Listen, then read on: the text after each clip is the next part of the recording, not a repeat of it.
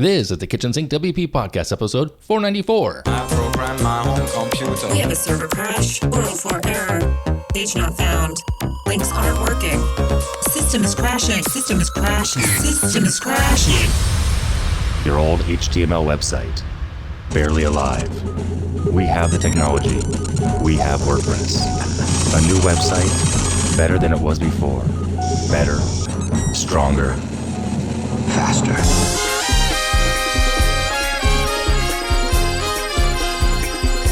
We have the technology.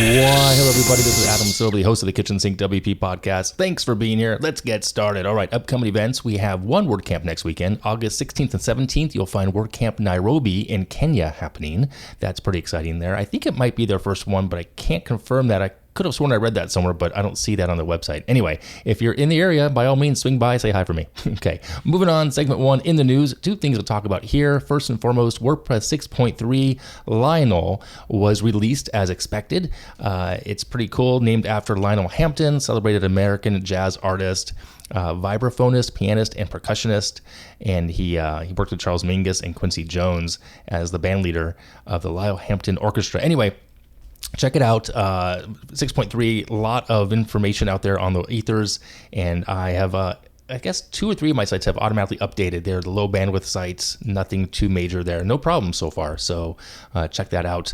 And I'm going to maybe dive into this one. I have an intention on rebuilding a certain site of mine, and I keep toying with the idea of maybe doing it with the site editor in FSC. So we'll check. I'll come back with that in a couple of weeks possibly. All right, check it out. 6.3 is out and about. All right, also in the news, WordPress Remembers is a new page. It's dedicated to those we've lost in the WordPress community. Pretty cool site. I'll put a link in the show notes, but it's over at technically wordpress.org/remembers. It's a moment there you want to take a look at. Kim Parcell is mentioned there, Alex King, Jesse Peterson, Efrain Rivera as well. There's a whole bunch of people mentioned there from the WordPress community who've passed away, we've lost. So a really nice tribute page that was created. So there you go. Check that out if you want as well. Is that it in the news? Yeah, that's it in the news. Moving on to segment 2, the meat potatoes. But first, a word to this week's sponsor.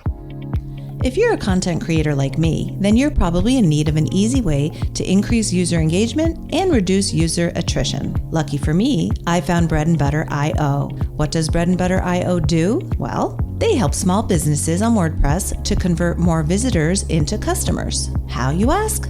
By making it easy to implement single sign-on, aka SSO, which will future-proof your website. A few of the major features that Bread and Butter provide are the ability to use SSO for content gating and lead capture, as well as universal newsletter sign-up.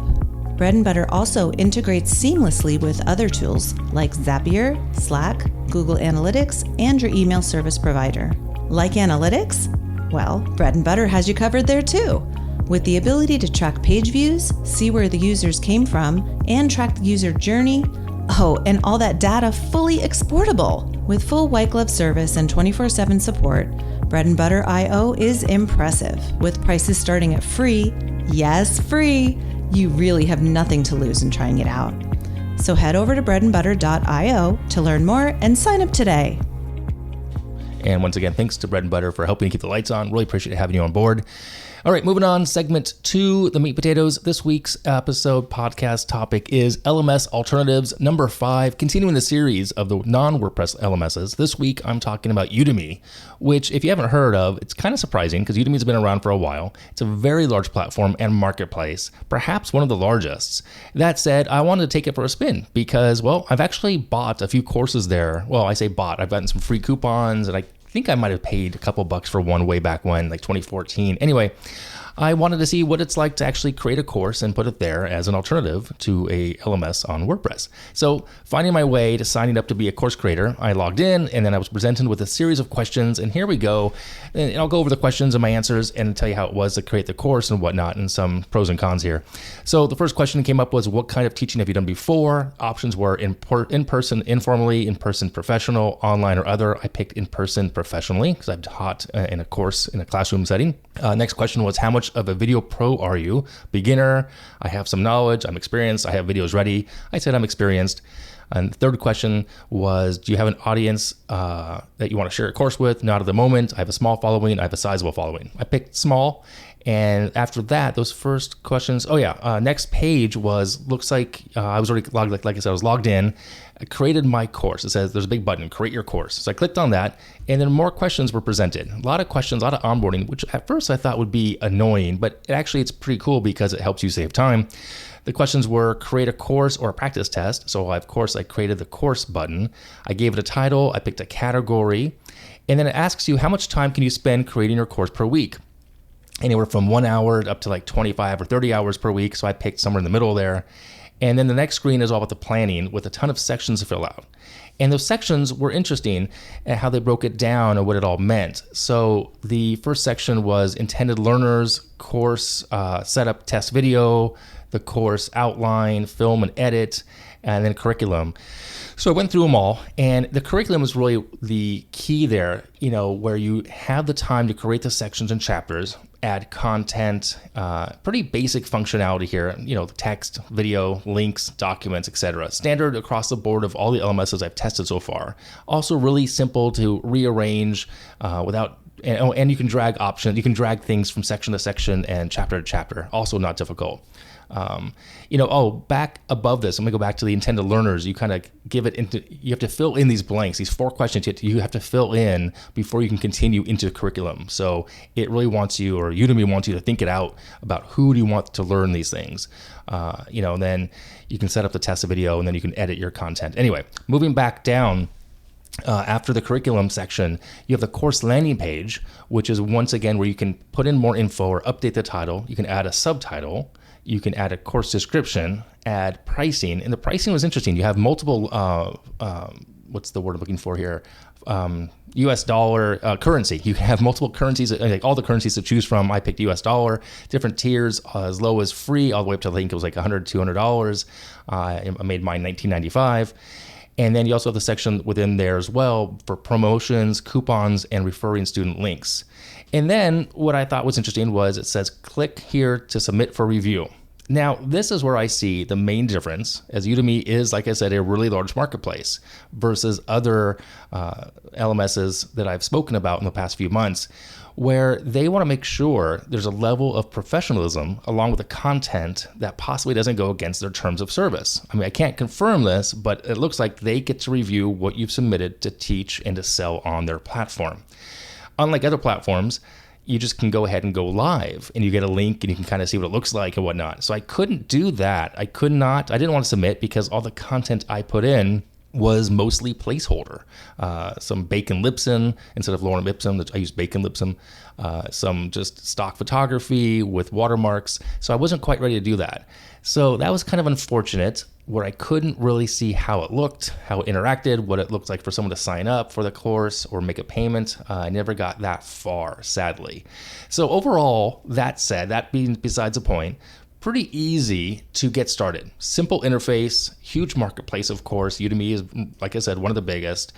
And then I did want to dig into the pricing. And per their site, and Googling pricing on Udemy, a lot of contradictory information. But what I did find on their site was this, and I'm going to quote this, quote, sales occurring through the instructor promotions. Instructors receive 90% of the revenue when the student purchases their content using the coupon or referral link.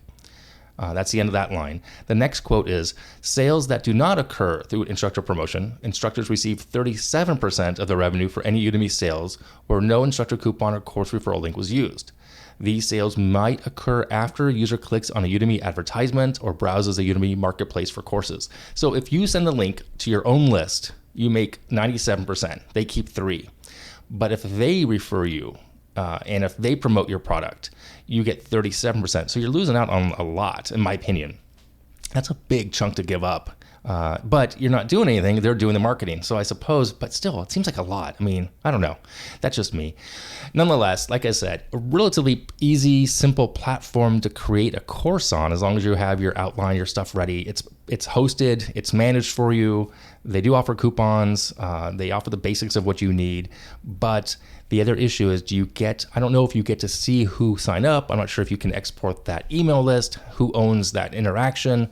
Whereas if you use a Lifter or a LearnDash, if you use a WordPress formatted LMS, you own all that interaction, all that engagement as well. And other services too. Like when I tested the other ones in the past, Podia and a couple of ones before and a few months earlier, you get to definitely see those email addresses. So keep that in mind.